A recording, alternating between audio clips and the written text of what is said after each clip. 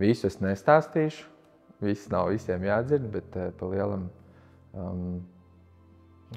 tā es sāku kaut ko saprast, kaut kad Iļļciemā, kas man veidoja, kad es Iļļciemā dzīvoju kādu laiku, tad es ar pagalmā tur ar krieviem kāvos, tur bija reāli rajoņiks, tā. Mēs vēl tur kaut kad bijām sieva aizbraukšu, domājam tur pārties, jo tur bija dzīvoklis, kur varētu dzīvot, bet sapratām, nē, tur bišķiņ skečī. Un tā, kad pēc tam no Rīgas pārcēlos Ķekavā, tad jau arī bija tāds kauslis paliku. Bet Ķekavā galīgi tur tā grūti gāja. Citiem, kraši dīvains es biju. Ja noteikti skolas biedri man atcerētos, teikt, tāds galīgi čaurās un čāls, tā, nepārspīlējot. Es tiešām negribu visu stāstīt, bet arī zagu, jo no maz gājis līdz kā kristīgā ģimenē augu, bet daudz zagu. Nezinu, laikam patīk tas actions, tā kā mēģina izdarīt tā, ka tev nepieķer. Tā grūti izstāstīt, bet tad jau tā kā es bišķiņ sakrīgāks paliku, it kā mazāk zagu un tā, bet man ved uz svētdienas skolām, ved uz dievkalpojumiem, tur pārsvarā zīmēt. Tā man bija vieglāk klausīties. Skolā it kā normāli mācījos, sportoju, muti nevarēju savaldīt. It kā Dievu tā kā nenoliedzu, Dievam ticēju. Biju pilnīgi pārliecināts, ka Dievs ir. Tā.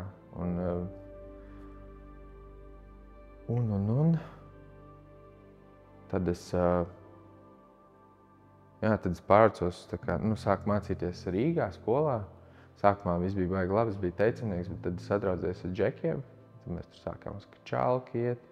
Tā kā nauda nebija, bija tajā brīdī diezgan čābīga naudām ģimenē, bet tur es principā no sausiņiem dzīvoju, kurš, nezinu, tad burtiski no sausiņiem.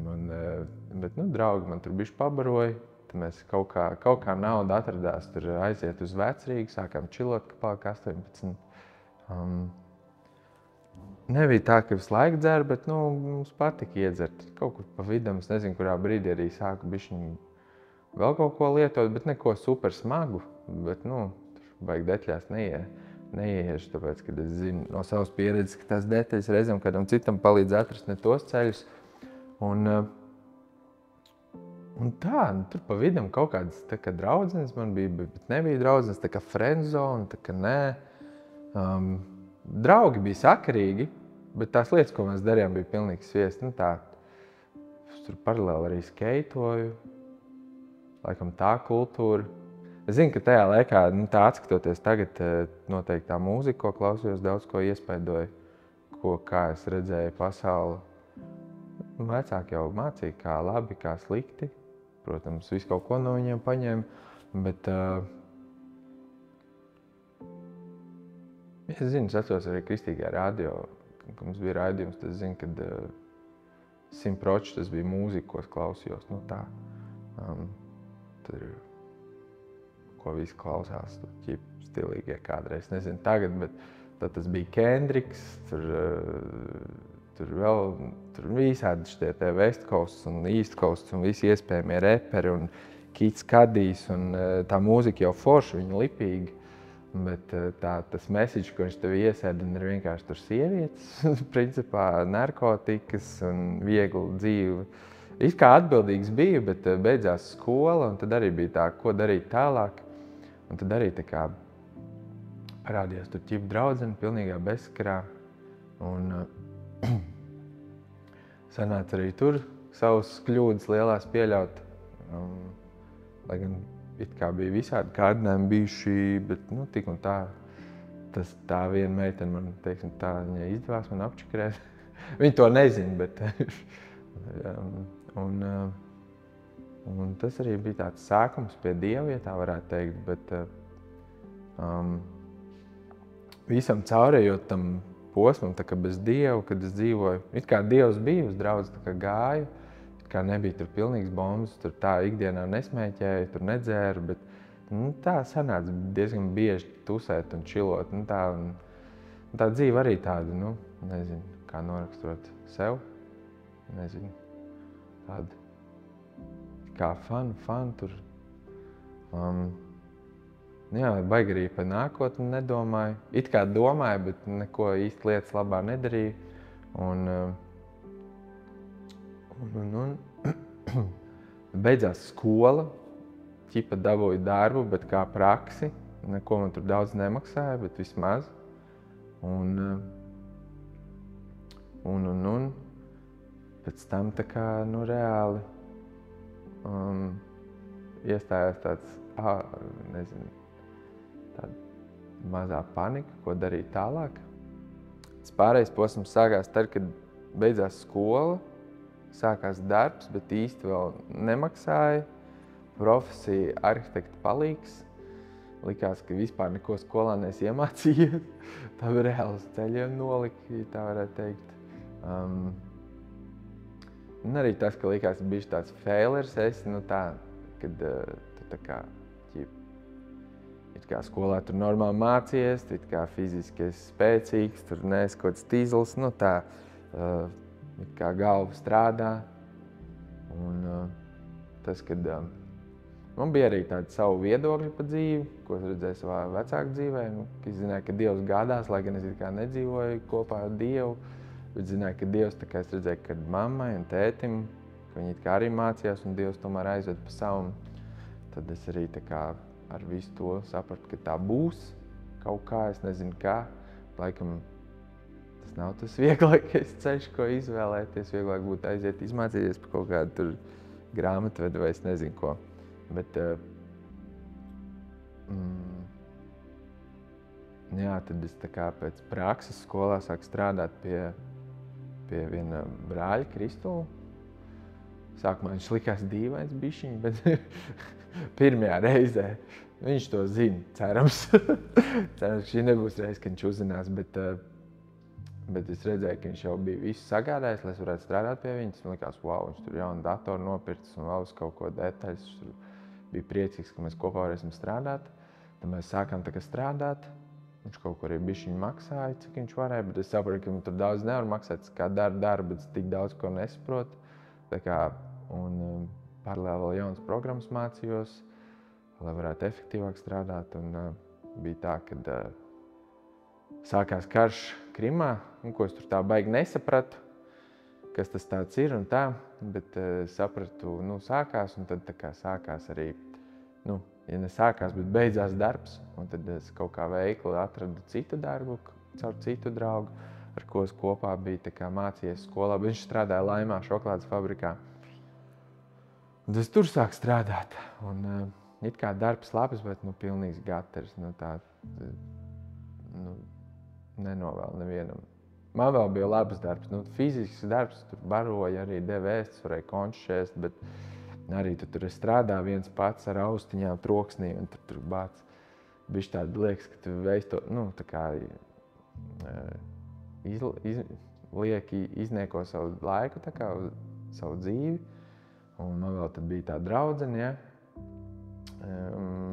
kurš pats nezinu, kā es iepinos, un beigās es aizbraucu ar viņu uz Vāciju, tā kā ciemos, viņai tur vecāki bija aizbraukuši, lai nopelnītu vairāk naudu.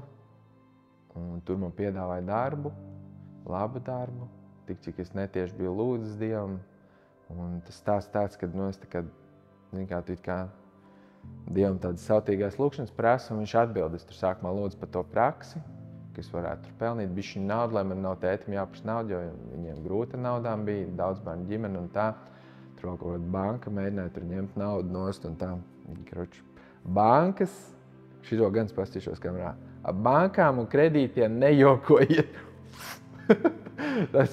Tā nav joka lieta. Labāk dzīvojiet pieticīgāk nekā dzīvojat it kā cepuru kuldam un beigās vienkārši bombzī dzīvojat un tev vispār nav naudas, kaut kur tu strādā. Tas tā, šito gan varat paņemt. Dievs dos, kas vajadzīgs, for real, pa īstam. Un, protams, jūs būsiet pietiekami pacietīgi. Bet stāstot tālāk, bija tās lūkšanas par praksi, Dievs atbildēja, bija lūkšana par darbu, kad praksē, kas pēc prakses var turpināt to darbu, Dievs atbildēja, maksāja vairāk, kā es lūdzu. tad es lūdzu vēl vairāk, cik es izrēķināju, man tā kā vispār būtu baigi labi. Tad man tik arī maksāja. Un pēc tam es redzēju, ka vecākiem milzīgs dzīvokļu parāds. Un es arī tā kā lūdzu Dievam, kas varētu palīdzēt kaut kā to parādu nomaksāt. Sanāk, ka tur uz laiku procentu likums maksā. Un Dievs arī uz to atbildēja tajā Vācijā, kur es aizbraucu. Un beigās, kas atbraucu, es tur nepaliku, sapratu, ko es tur darīšu. Tur bija vēl garlaicīgāk nekā Latvijā tajā brīdī, lai gan it kā tev labi maksā. Un tad es tā kā lūdzu. Atbraucu atpakaļ, sapratu, ka ar to meiteni nekas nebūs. Tur bišķi paraudāju, pabēdājos, labi nekas.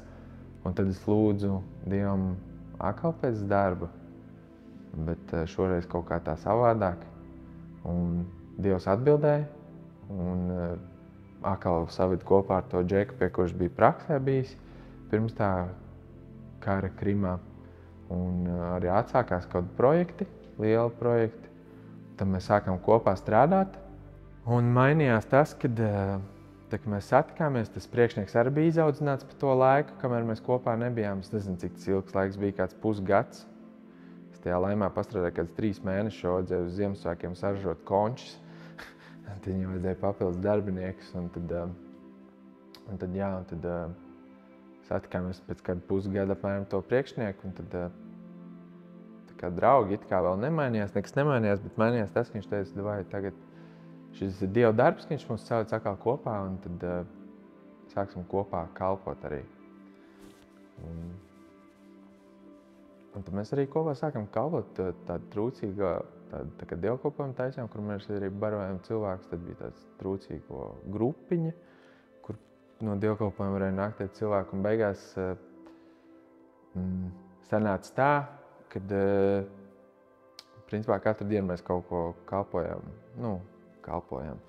Mēs tur pirmdienās bija lūkšanas, otrdienās bija tā kā lūkšana grupiņa kopā ar bībeles studijām, ar draugu senioriem no rīta. Tad tur otrdienās vakaros bija slavēšanas, tad paši organizētas ar lūkšanām, kā nu kur reizes izpaudās. Tur trešdienās bija tā trūkumcietēja grupiņa, ceturtdienās mēs tur ielās gājām, piekdienās neatceros, kas bija.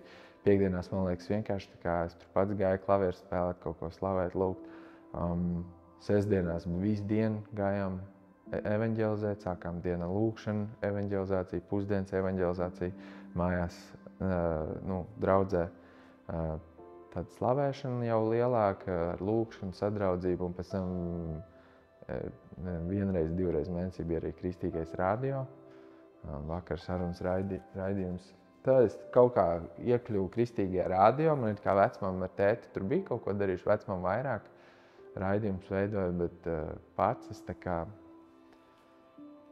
pašam tur, es nezinu, kā es tur es vienkārši gāju to brālis, ko es gāju kopā evaņģelizēt, un svētdienās trūcīgiem kalpot, es gāju arī līdz uz radio, vienkārši viņu pavadīt laiku, un beigās viņš tur man iemācīja, kā dīdžot. Es nezinu, kā es tur pats sāku dīdžot. Un tur man dzīvesvieta mainījās, ka ritīgi to Rādžikam bija. Man vēl sieva parādījās arī. Neparādījās, bet Dievs iedeva, kur arī vesels stāsts. Ka Dievs pravietiski tā kā caur dažādiem jaunībā, bērnībā stāstiem, notikumiem un vēlāk mūs saved kopā. Nekas pārdabisks, bet pēc tam, ka jau mēs sākām draudzēties, tā atskatoties, tur bija, ka vecmama man pravietoja, tur bija vēl video, kur tētis nofilmēja, kurš pats, tā varētu teikt, paredzēja, kas notiks un kā sauks man sieva. Un viss brīnījās, jo neviens nezināja, ka es zinu tādu vārdu, kā man sievai vārds. Tu mūs saved kopā, bērniņi sāk dzimt, es radio, močīju, turpināju kalpošanas. Un arī pa dzīvesvietām, kur mēs dzīvojām, kā tu apracies, īsti nezinu, kur iet dzīvot. Nauda arī ir tik, cik ir. Un Dievs arī to kārtoja, ka tur vienu dzīvokli mēs skatījāmies, tādu istabiņu īrēt, jo bija ļoti lēti, jo principā tev visu dienu tāpat darbā vai kaut kur ārpus Rīgas.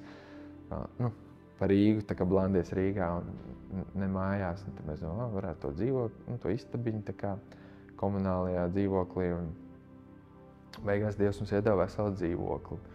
Un tad vēl pēc tam mums tur, tajā pirmajā dzīvesvietā, mums tur viens čalis mašīnā dzīvoja kādu laiku, kas arī pilnīgs randoms, bet kā kaut kā Dievs ieliek sirdī, tu tā kā paklausi tiem impulsiem. Un te jau kaut kā tu mācies arī caur to visu. Un pēc tam Dievs arī otro dzīvesvietu iedeva, kad saprastu, ka mums pirmais mazlīts piedzima, ka vajadzēja kaut ko vairāk, lielāku pa vienistabas dzīvokli. Tad meklējām, likās, bāc, tik nereāli atrast. Un reāli Dievs sagādāja dzīvokli, ka bija tā, ka tur iegāja Facebookā, ieraugu ziņojumu uz bildēm, tur rakstīts, ka tāds un tāds dzīvoklis kaut kur tur un tur. Ja kādam interesē, tur rakstiet vai zvaniet tur uz numuru. Likās, bāc, pat bildes nav un reāli neinteresē baigi. Un tad tur pēc 5 minūtēm uzvanīja vai uzrakstīja priekšnieka sieva un mamma uzrakstīja 5 minūšu laikā tieši par to pašu. Un sapratu, ok, 2 pravieši apstiprināja. Kā Bībelē rakstīts, lai 2 un 3 apstiprina, tad tā kā var ņemt par nopietnu. Viņi bija neatkarīgi, viņi pat nezināja, ka es skatījos, neviens nezināja, ka es meklēju, kaut ko domāju priekšu. Un tad, sanāca uzvanīja, aizbraucām, sākām tur dzīvot. Tāpat arī šeit, kurš tagad dzīvojam Valmierā, arī šeit tā nokļuva. Bišķiņ bija kā būs pārākties svešu vietu, bet sākumā bija tā bišķiņ vientuļa. Labi, ka mums te bija kādi draugi, jo šis galīgi nav mūsu gals, mūsu kurzam vairāk. Bet Dievs arī tā gādāja, un tagad ir baigi labi. Protams, gribās vienmēr kaut ko vairāk un tā. Dievs arī pie manis paša strādā. Ja es biju tāds kausls, kā sākumā stāstīt, tad es tagad tikai iekšā vēros bieži vien. Bet Dievs arī ir lietojis reizēm, kad vajag, kad tur vienreiz Mikriņā uzbruka šoferim braucošā Mikriņā čāls kaut kāds traks. Tur iedeva pa tās, un uz ielas vienreiz viens traks čāls spēlē GTA, reāli dzīvē, lec uz mašīnām, sit stiklus ārā. Arī tur Dievs tā kā pārējie stāv, baidās, Dievs tā kā iedod liek tev lietā rīkoties. Neiesaka, kad jāiet te kauties tagad, bet ir reiz, kad vienkārši nav jāstāv malā, kaut kas jādara, kad tur reāli cilvēkiem uzbruk un vai apdraud kaut kādas dzīvības. Ja tu, protams, vari kaut ko izdarīt. Un tā, pacietīgāks es palicis, tas arī ir mainījies. Sirms es palicis bišķiņ, bet es laikam gēnos vairāk. Mēs jau sievu smejamies, bet kas vēl? Vairāk tāda vēlme, varbūt izklausīsies dīvaini, bet es atceros to savu sākumu posmu, kas gāja vai ved man uz to draudzi. Un es arī redzu, kā vecāki ir auguši attiecībās ar Dievu. Es redzu, kur citu radinieku dzīves ir noveduši tur pie šķiršanās, pie vēl visādiem sviestiem, pie tur vienkārši sviestiem. Un es redzu, ka tomēr tas, ka Dievs kaut kā, lai gan neiet viegli, viņš tā kā turpina veidot cilvēkus, turpina mani veidot, kaut ko māca caur notikumiem, caur grūtībām. Bet, ja tu visu laiku tā kā, turies pie viņa, tad viņš tā kā arī tevi turpina, tā kā, nezinu, kā nosaukt, turpina veidot.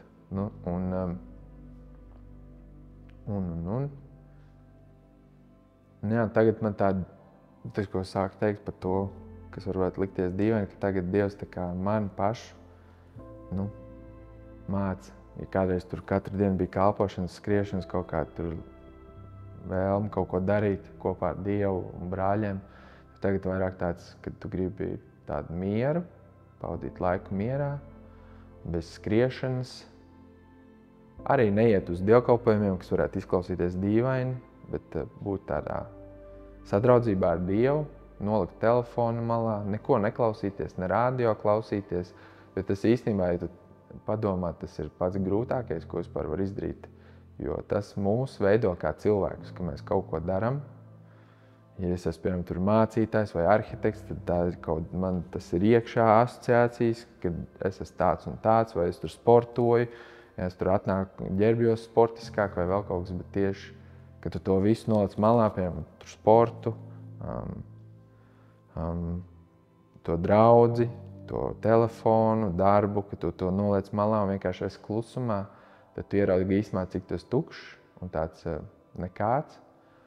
Un ka tieši caur to klusumu tu vari tā kā, man vēl pie tā daudz jāstrādā, tāpēc es stāstu, pie kā es strādāju, kas mainās, bet tas man tāds pēdējais, un es tā kā arī gribētu, es saprotu, ka es esmu vēl diezgan jauns, un es gribētu saprast, ko tā kā Dievs ar mani grib pasākt šajā dzīvē, un lai to saprastu, man liekas, ir vajadzīgs tas klusums un miers. Nu tā. Un tad es cenšos iet uz to. Bet, protams, tā kā galīgi tur neatteikties no visa, ko es daru, es turpinu sportot. Jo, man liekas, tas ir vienīgā vieta, kur daudziem liekas, cik tu vari sportot, bet man liekas, tā ir vienīgā vieta, kur satiek cilvēks ārpus Kristus, no tā ārpus Jēzus. Un tā ir vienīgā vieta, kur viņus satiek, un tur ir kaut kādas sarunas, lūkšanas, kad ir iespējas. Un, tas caur to klusumu gribētu saprast, kas ir tas, ko, kad tu lasi tur kaut kādas grāmatas vai dzirdi stāsts, ka Dievs tur lieto kaut kādus cilvēkus un tā. Protams, viņš lieto ikdienā, bet gribētu, kas tad ir tas, kam tu mani gatavo? Es tur negāju, man aicināja BPI mācīties, tāpēc, ka tas nebija priekš manis. Es negāju mācīties augstskolā, jo sapratu, tas nav priekš manis. Dievs dos tas, kas vajadzīgs, Dievs gādās. Un tāds man tas dzīves pieejams viss cauri bijis, un es redzēju, ka Dievs saka, pārbaudiet mani. Un savā ziņā es tagad tāds, tos, ja tā varētu teikt, izmantojis un pārbaudījis, kas nav bijis viegli, bet viņš ir bijis vienmēr uzticams. Un tā, kad tu redzi, ka Dievs atbild, tas arī tā kā padara dzīvu, to pašu Dievu, kad tas nav tikai, ka tu lasi, bet tu sāc, ja tu izlasi pēkšņi to vārdu saprot, bet to Dievs arī var darīt.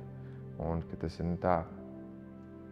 Tas arī man, kad es pirmo reizi redzēju, ka Dievs dziedina cilvēku, tas arī man likās, wow, Dievs dziedināja tagad te.